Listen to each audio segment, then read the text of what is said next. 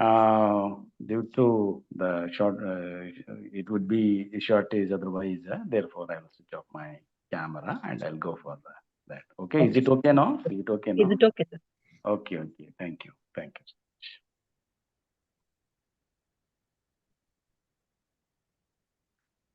Very good morning, friends. As Professor Krishna Humbel introduced me and say that I would like to discuss with you about multiculturalism in post-colonial politics in India. I think most of the teachers were very much familiar with the very concept of the multiculturalism. Therefore, need not to go in detail about what is multiculturalism, where it is originated, and other several other basic information need not to discuss with you. For our convenience, I will go for one or two important definitions of multiculturalism and how it would be developed in post-colonial politics in India. That is what I want to tell. Am I audible? No issue with the audience. No, sir. Yes, sir. Yes, Audible, sir. sir. You are Audible, audible, sir. sir. Audible, sir. Audible. Fine, You are audible, sir.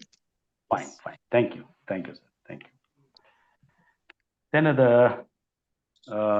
my lecture will be introductory part of the multiculturalism and how the few more definitions of multiculturalism and other important aspects are how the multiculturalism in post-colonial politics in India is evolved. And after that, there are few challenges to the multiculturalism and several other important factors will be covered in my lecture. As an introductory part, the post-colonial India's political system has been fundamentally shaped by its multicultural character. I mean, it is representing one of the most complex experiment in democratic governance within a diverse society.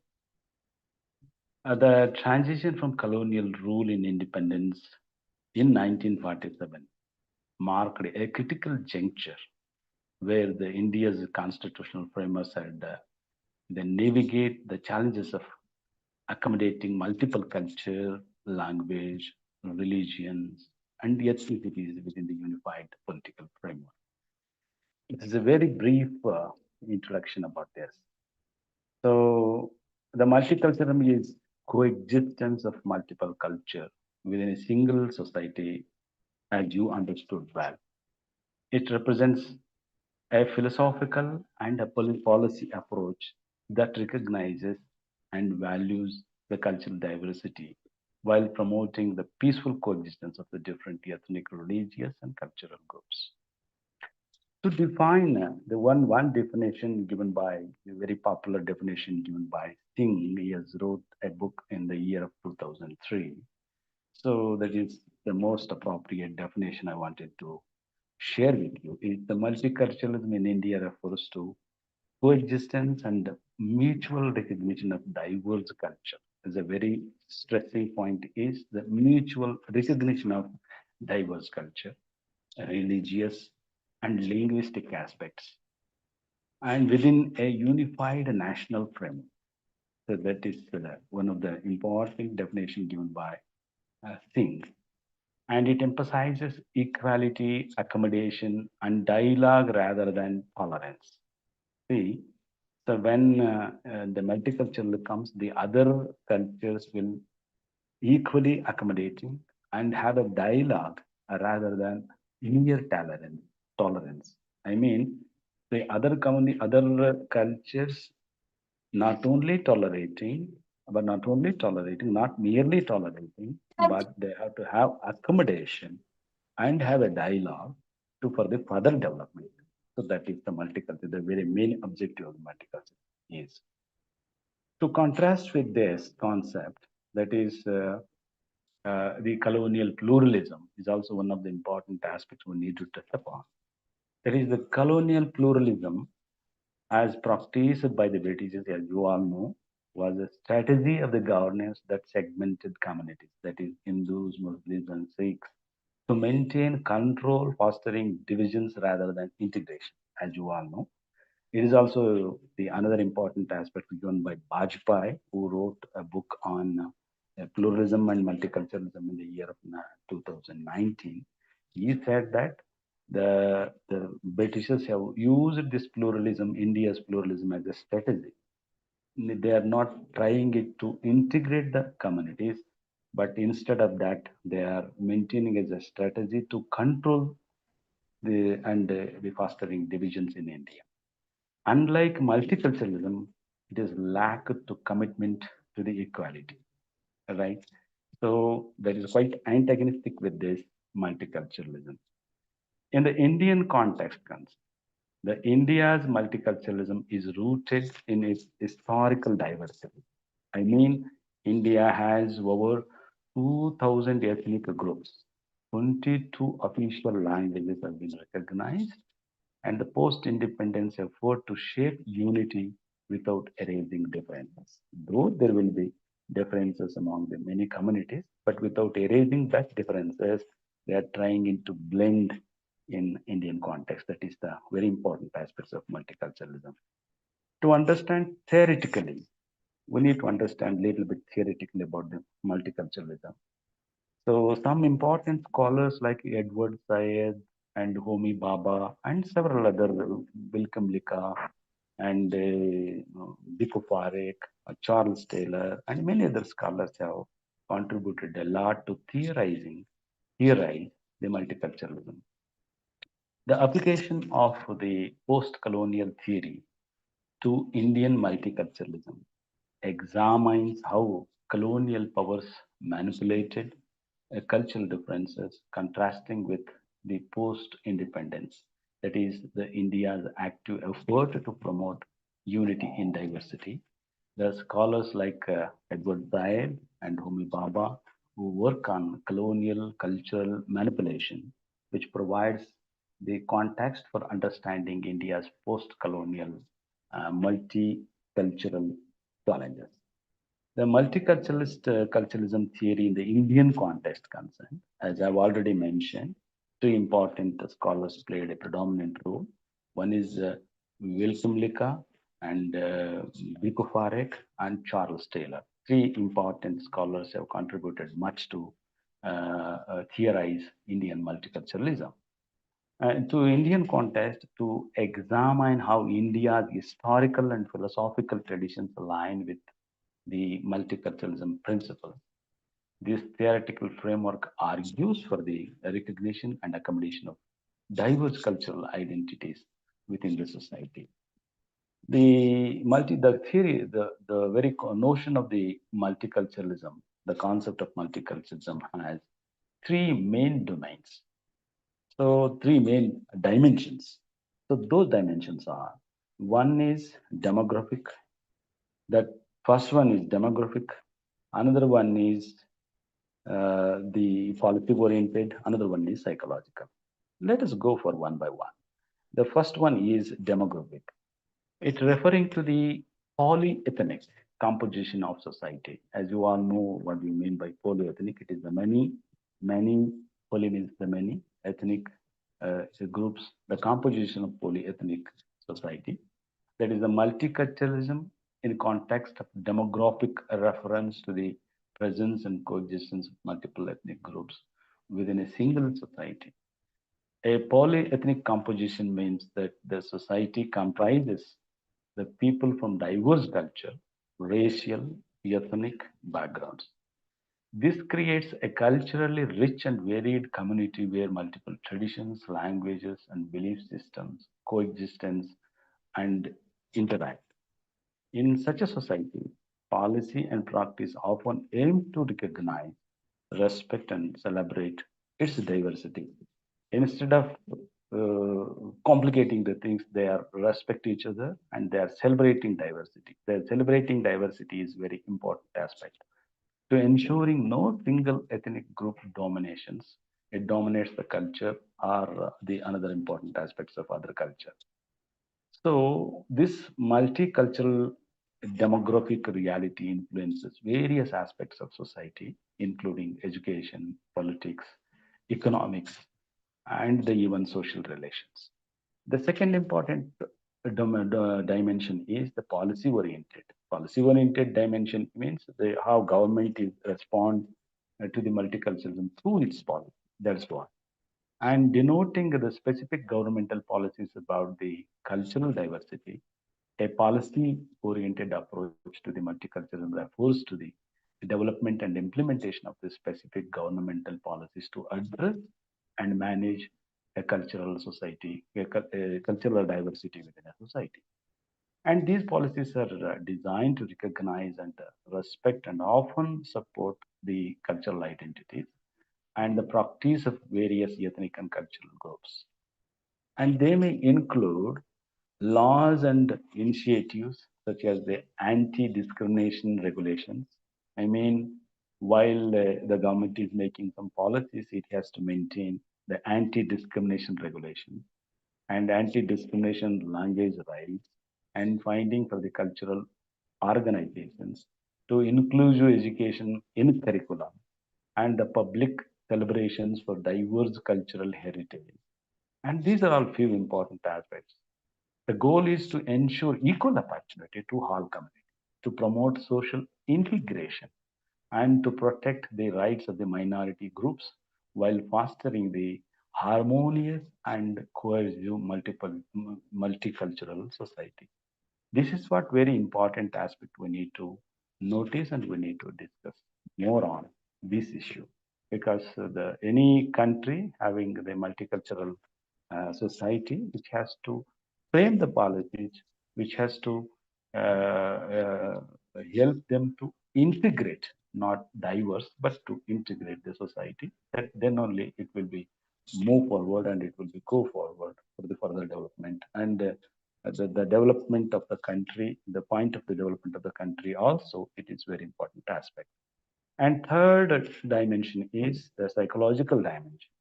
It is about how the various group of the people have to have the psychological aspects. It is concerned with that.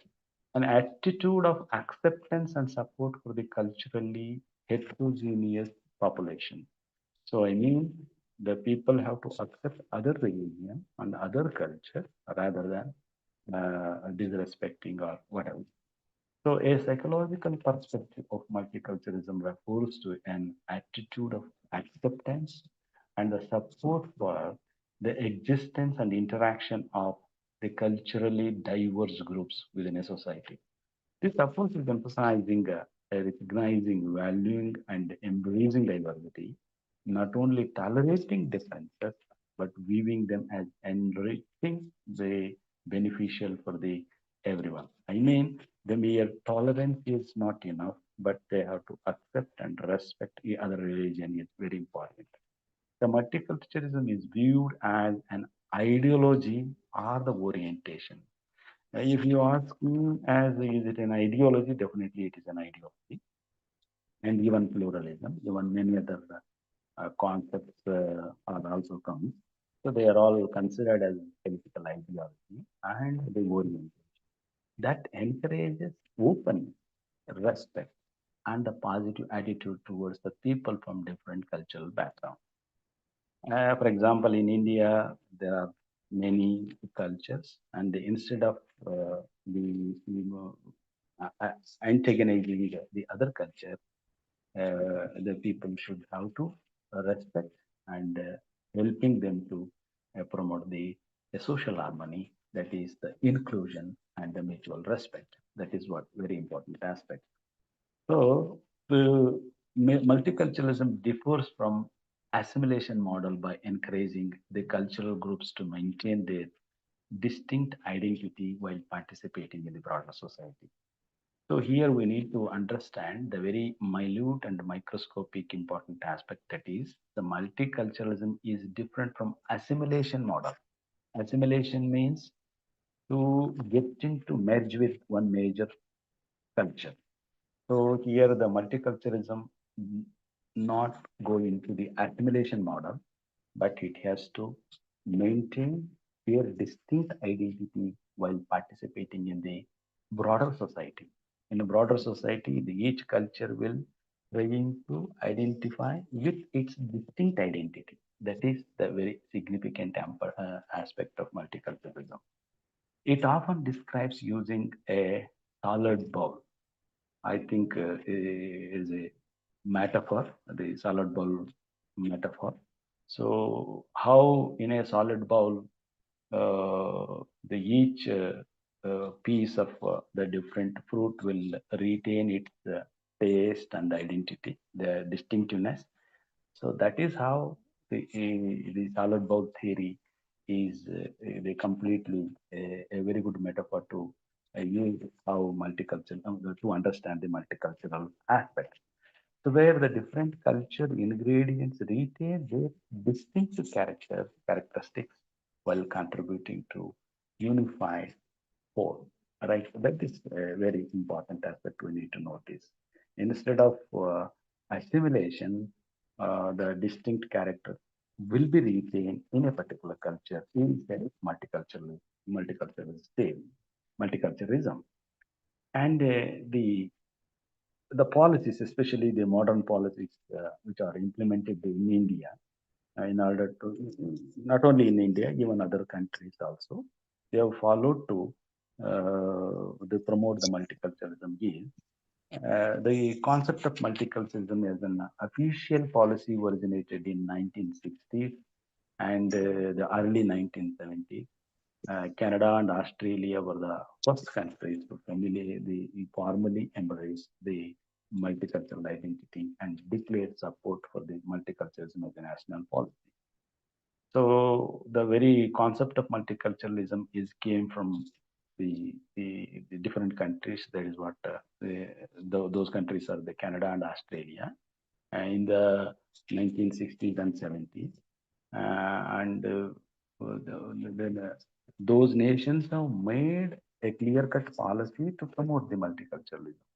And this development occurs during the period when these nations were experiencing new waves of immigration, particularly from Asia, requiring a new approach to integration that moved beyond the traditional assimilation model.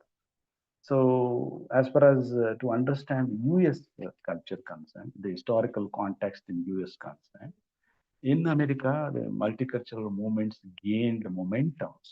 Those movements are the civil rights movement and the black liberation movement, migration movement, even feminist movement. These important social movements were instrumental in establishing the constitutional opportunities for recognizing of ethnic minorities, including Asian African migrants, African American migrants, and Native American migrants in Spanish speaking groups. This is how the different groups have formed and framed policy to promote all these different important cultural groups. That is the another important example. The after Canada and Australia and even America, third one. There are many countries also. So as far as colonial impact on cultural diversity concerned, the colonial period significantly influenced India's approach to multiculturalism in the post-independence era. The colonial practices unintentionally increased regional and linguistic difference. These languages, though the language preferences and administrative divisions, while simultaneously introducing framework that would later shape the multicultural policies. The British colonial administration, that is the divide and rule strategy, as you all know very well, you read history, how those Britishers have used that strategy for holding the power. That is what in the introduction part, I told that. So the British colonial administration, that is divide and rule strategy, manipulated cultural differences to create division. So with a post-independent India had to actively work to overcome. So now it is a bigger challenge for India, and we are trying it to the manage the damage done by the British through the divide and rule policy. Now the India is trying a lot to merging it uh, in order to develop the country. And as far as independence movement and cultural unity, the struggle for the independence represented the critical turning out with fostering collective national identity among the India's diverse culture. So leaders like Mahatma Gandhi anticipated the united and inclusive India to celebrate its the cultural diversity rather than suppressing it. The division became the fundamental and India's post-colonial political approach to the multiculturalism. As far as in order to promote the multiculturalism in India, there are very important provisions, the constitutional, political, and other important provisions uh, followed and have been following by India to promote multiculturalism. Those are the Indian Constitution, especially drafted in the immediate post-colonial period, after the immediate completion of the post-colonialism, the India uh, framed or drafted its constitution, where it embodies the two distinct approaches to accommodating the different integrationist and restricted multicultural. I mean, the constitutional framework recognized the significance of the cultural diversity within the governmental framework, establishing the principles of secularism, equality, and affirmative action to promote or to protect the rights and interests of the various cultural and religious groups. This is what very significant development we need to notice that the in the especially the post-colonial period, India through its constitution tried a lot and have been trying a lot to maintain to promote the multiculturalism in India. So, as I've already said, introducing the principle of secularism. Let us discuss a little bit detail further and the equality and the affirmative action to protect the rights of interest of the various cultural and religious groups. And to understand this, we need to understand what are the important aspects which is constitutional provisions which include to promote the multiculturalism are the especially fundamental rights.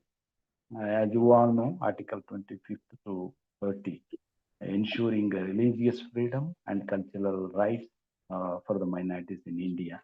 The good example for that. As you need not to explain in detail, but Article 25 grant every person, regardless of the faith and freedom of the conscience and right to freely profess, practice, and propagate any religion is Article 25 and Article 26, 27, and 28, and even 29 and 30, that is the cultural and educational rights of minorities. That is also there. No? So these are the provisions, especially Article 29, they protect the interest of the minorities by permitting any group within the distinct language, script, culture to converse and develop their heritage.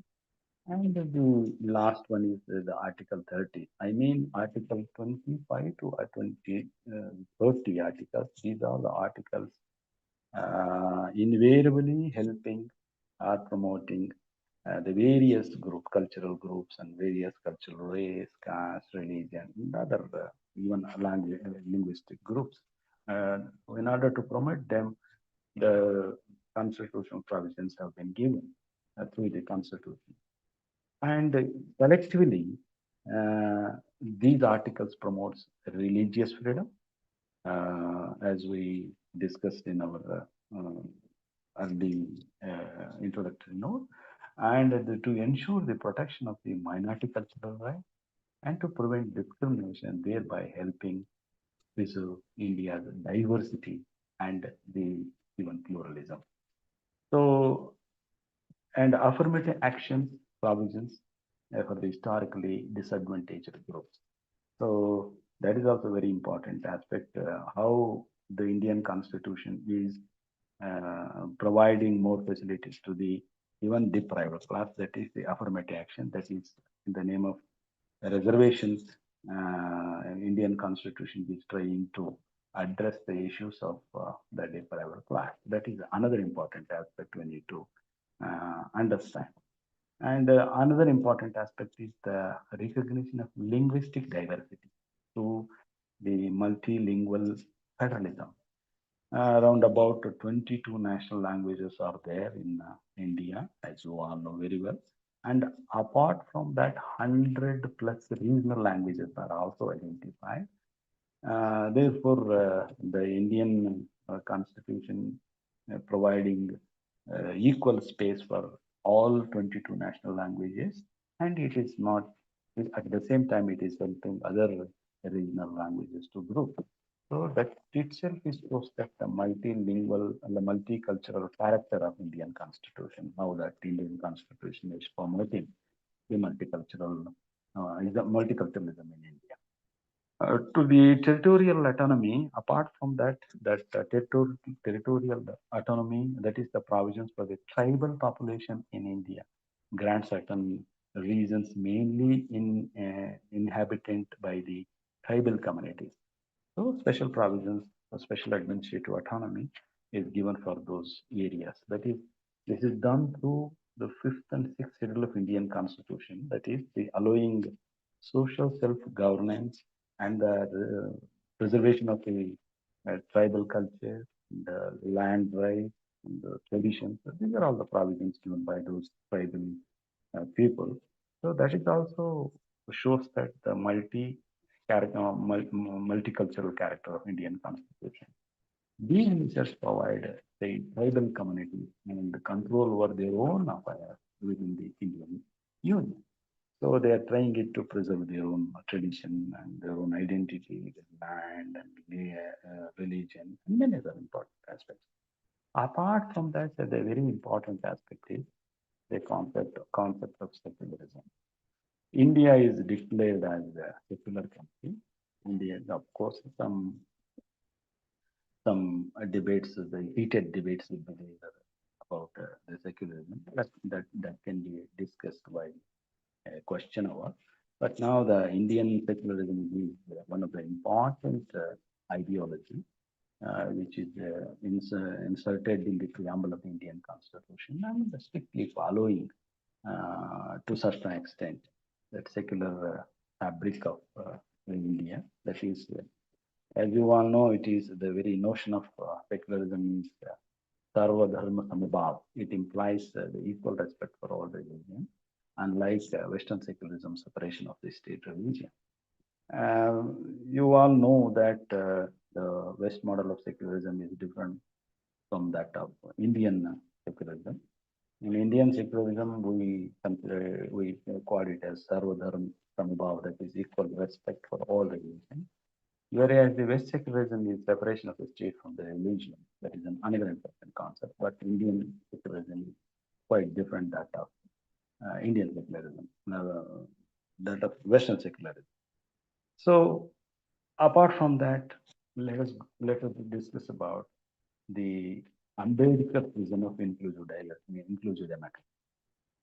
As Dr. B.R. Ambedkar played a pivotal role in articulation of the importance of a society that recognizes the diverse caste, linguistic, and cultural growth within India. His vision for this inclusive democracy laid the groundwork for the Indian multiculturalism, that emphasizing equality and the vision for inclusive democracy laid the groundwork for the multiculturalism, that emphasizing equality and social justice across the different communities. Ambedkar is fundamentally challenged the fear of freedom, the very important notion, that is the fear of freedom that characterized the majority anxiety during the constitutional movement. And the Ambedkar, however, argued that the real democracy requires powerful personal liberty, as well as I mean, the well protected and effectively upheld. So the powerful personal liberty is very much important. That is what we called as the fear of freedom. The very concept of fear of freedom is the well protected, effectively upheld power of an individual. Unless one have that kind of freedom, the equality is merely a myth. And not to just on the normally what happened. So all rights, privileges, and constitutional provisions are there in the paper, on the paper. I mean, it is written in the constitution. But whereas the practical aspects concerned, were disappointing to providing that much of power to the marginalized communities and several other people were downtrodden. So, but in practice, it is not as that. So, therefore, Ambedkar thought the fear one must be enjoy the real and powerful liberty, a personal liberty, powerful personal liberty as well. And he viewed the Constitution as a means to empower individuals, especially those from marginalized and minority groups. Definitely, Indian Constitution does to the to certain extent to empower the marginalized community. So they could participate fully and fearlessly in civic life. It it is because of the constitutional provision, some of the marginalized community, and not many, but some of the marginalized community people are actively participate fearlessly in the civic life. And the Ambedkar believed that the social freedom and equality were inseparable from the political freedom. It is true that Ambedkar believed that social freedom is very important. At the same time, equality is very important. So, without social freedom, the equality would be of nothing. It is a merely a halo. So, with the social freedom, equality does some sense at all. So, therefore, both are very important, as Ambedkar said. So, these are all very important aspects with respect to the Indian multiculturalism concern. So India definitely India has given a prominence to the multiculturalism. At the same time, there are some challenges to the multiculturalism in India. That is the political challenge in post-colonial multiculturalism.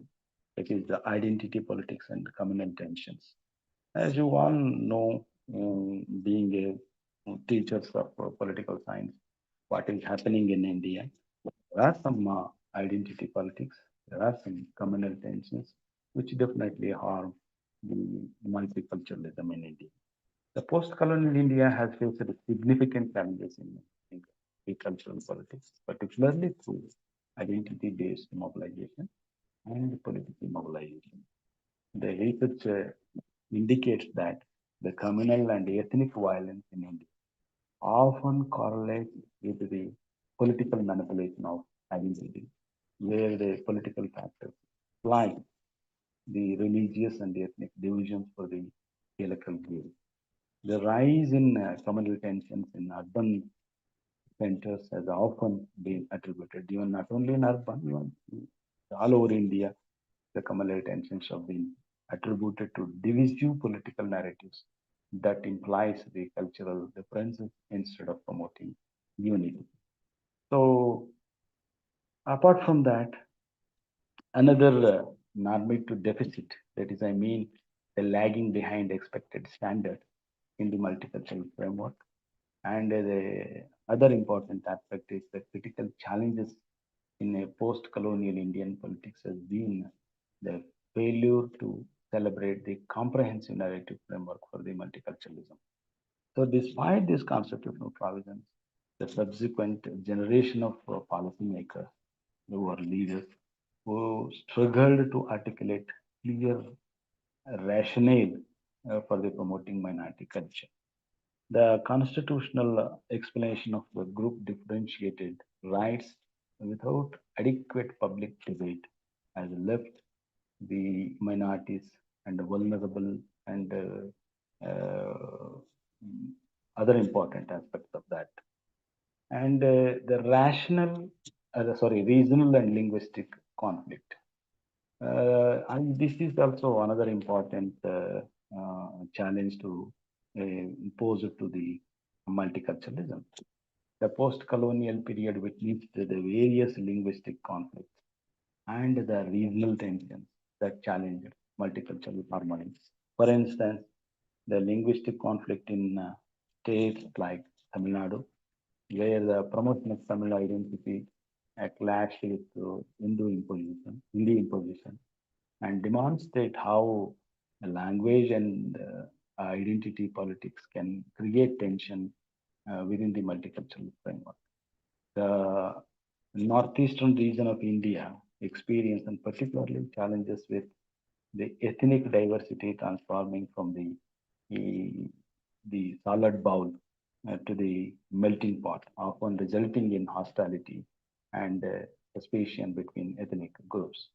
So, as you all know, what is going on in northeastern states in the ethnic differences, and that is also very important threat to the multiculturalism of India. And it is also the federal structure and the cultural accommodation, which is also another important aspect. So that is multinational federalism, as we introduced. The India adopted a multinational federalism that recognizing the claims to self-government of linguistic and traditional groups represents an important example of multicultural policy implementation. The recognition of the state along with linguistic lines and the implementation of reservation policies was significant in post-independent initiatives aimed at maintaining and accommodating cultural diversity. And the institutional heterogeneity as a strength. So apart from that, India has its own strength to promoting the multiculturalism. That is, the Indian experience suggests that the institutional heterogeneity can be a source of the strength rather than weakness. That the constitutions and the embodiment of the multicultural approach to a group differentiated rights and continues to ensure the shared framework for the polity, unlike many contemporary institutions. And this flexibility has allowed both the legislatures and civil society organization of reinterpret, reinterpret the constitutional requirement to the light of the changing circumstances. That is the contemporary political dynamics. Another important aspect is threat to the uh, multiculturalism, that is cultural diversity in political representation.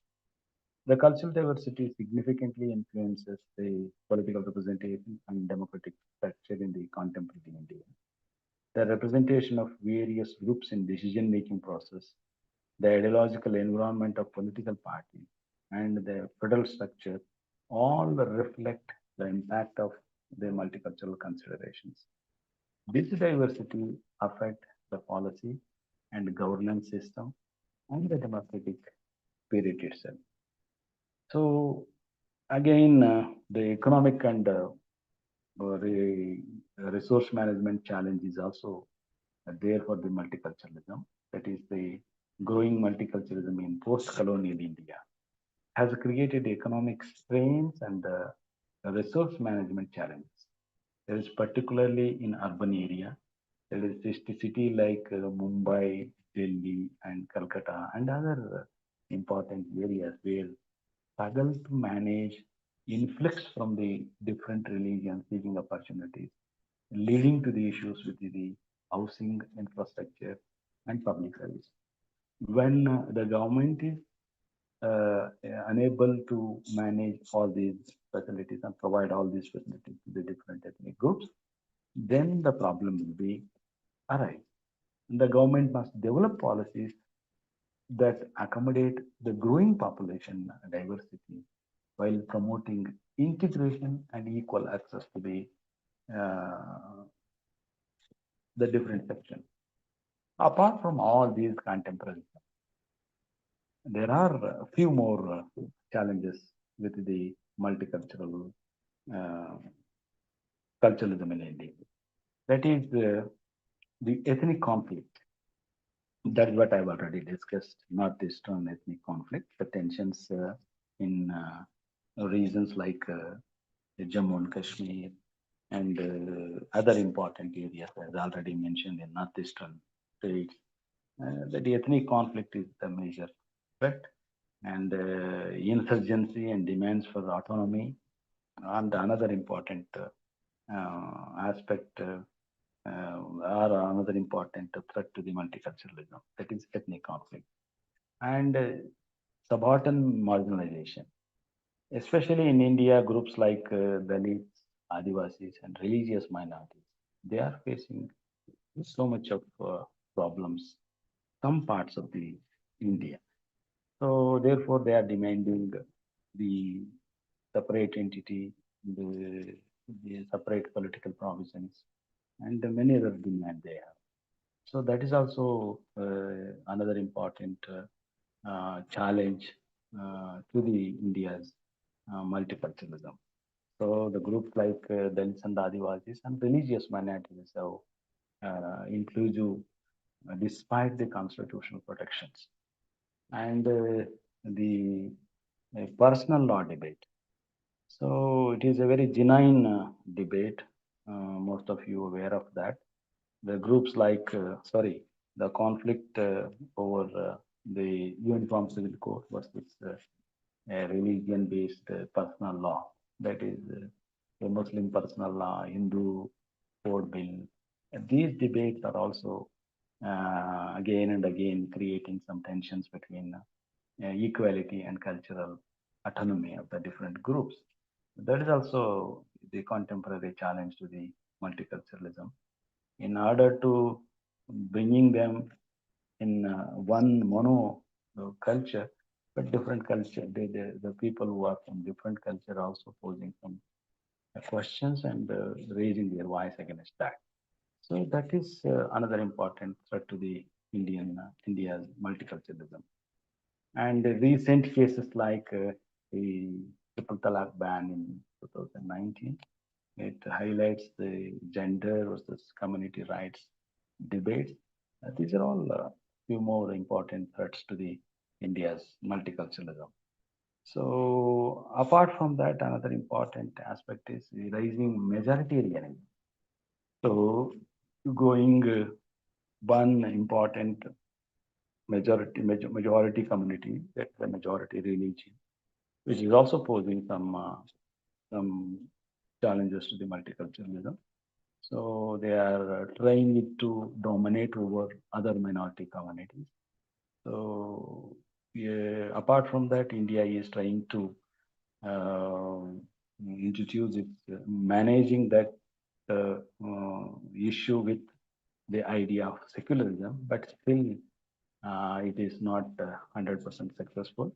But somehow it is managing with the idea of secularism. But at the same time, the majoritarianism is always trying to claim its superiority over another. So therefore, the India's multiculturalism is facing severe threats. So apart from that, we need to discuss some important future prospectus and the policy implications which has to be taken care to implement or to successfully manage the multiculturalism is the future of the multiculturalism in Indian politics depends on largely on the strengthening pluralist institutions and the inclusive governance. This is what very important now. India has to strengthen its pluralistic institution, and it has to promote the pluralistic institutions, then only it can, and it has to follow the inclusive government. So that is what the need of the hour now. Democratic and pluralistic institutions, including the legal system and educational policies, must actively promote the secularism and multicultural education to foster understanding of Indian diverse heritage. This is a very important point we need to keep in mind, and even policymakers have to implement these policies through their pluralistic institutions, especially educational policies and the uh, institutions, especially educational institutions, where the secular kind of things and the scientific kind of things to be incorporated in the syllabi in order to fostering the understanding of India's diverse heritage instead of monoculture, right? So because since India having the many culture, many ethnic identities, and many religious identities, many language identities, regional identities, when it is true that extent, and the policymakers have to understand the very fabric of multiculturalism of India, and it is tried to frame the policies which blend the cultures, that is different cultures. So that is inevitable now. Otherwise, the other cultural groups will lose its identity, and with the fear factor, and they are not trying to assimilate with the major culture, because since the multiculturalism is the strength of India, the policymakers have to take care of all these aspects. So another important aspect is to inclusive development and cultural integration. So India has uh, to enhance the multicultural political framework through inclusive development model. That is integrate cultural diversity and economic growth. So this includes fostering the commercialization of traditional art and craft while ensuring equitable resources and distribution and the representation in the governance.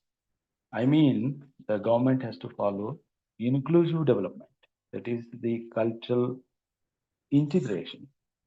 So then only it is possible to address the issues of the other cultures, many cultures. So anyhow, the duty of the government, that the duty of the government is to address the issues of different ethnic groups, of course, religious groups, by inclusive development model, by the cultural integration model. It has to do that. To uh, to sum up, the multiculturalism in post-colonial Indian politics represents a complex interplay between the constitutional ideas and political realities. As you all know, the Constitution deals with the many important aspects, but in reality, in political reality, it is not that easy, and political parties are playing their own role in order to mobilize the roads and mobilize in order to capture the power, and that is the quite antagonistic with the provisions of the constitution. That is the paradox, and even the social dynamics also. And while India's constitutional framework, it provides a strong foundation for the multicultural accommodation. As we have already discussed, there were so many provisions provided. The constitutional provisions are there to promote the multiculturalism and multicultural accommodation. But unfortunately, and those who, uh, the people who are in the helm of the affairs, are not uh, uh, realistically implement all those provisions. So the ongoing challenges, including managing identity politics, So that is a very important aspect, identity politics, and addressing normative deficits in the policy framework and ensuring equitable representation across the diverse groups.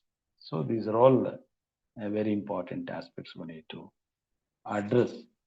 And the success of India's multicultural democracy depends on its ability to balance unity and diversity in understanding contemporary issues. So contemporary challenges through inclusive governance and equitable development.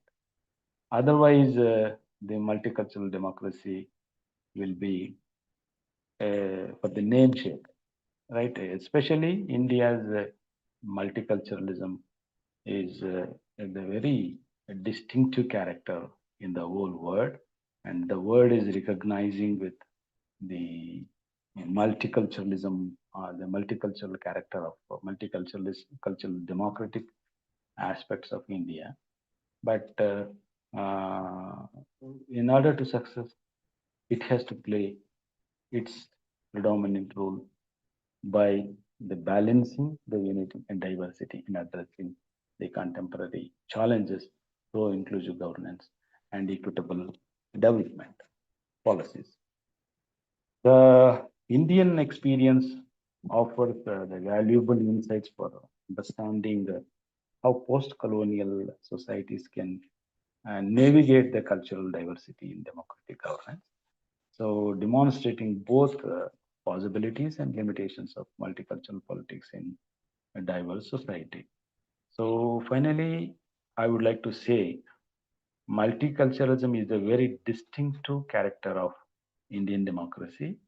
The policymakers or the whole India have to bring inclusive policies and inclusive development model and inclusive other important aspects to promote multiculturalism in India, then only India's democracy will get a different name in the world scenario.